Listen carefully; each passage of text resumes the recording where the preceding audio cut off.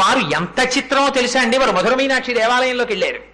వెళ్ళి మాకు లోపలికి వెళ్ళి అమ్మవారిని అర్చిస్తామన్నారు.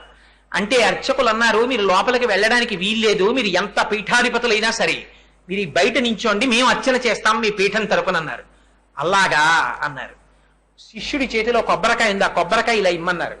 చేతిలోకి తీసుకుని కుడి చేతిలో పెట్టుకుని అమ్మవారి ఎదురుగుండా కొబ్బరికాయ పెట్టి మంత్రాలు చదివారు. అమ్మవారిలో ఉన్న జీవగల కొబ్బరికాయలోకి వెళ్ళిపోయింది. కొబ్బరికాయ చేత పట్టుకుని విడిచి వెళ్ళిపోయారు. వెళ్ళిపోయి కొబ్బరికాయ సింహాసనం మీద పెట్టి పూజ చేసేస్తున్నారు. మధుర మీనాక్షి అమ్మవారి విగ్రహం చరిత్రలో ఎన్నడూ లేని విధంగా వెలవెలపోయి హడిలిపోయారు అర్చకులు. హడిలిపోయి పరిగెత్తుకుంటూ స్వామివారి విడిదికి పరిగెత్తారు.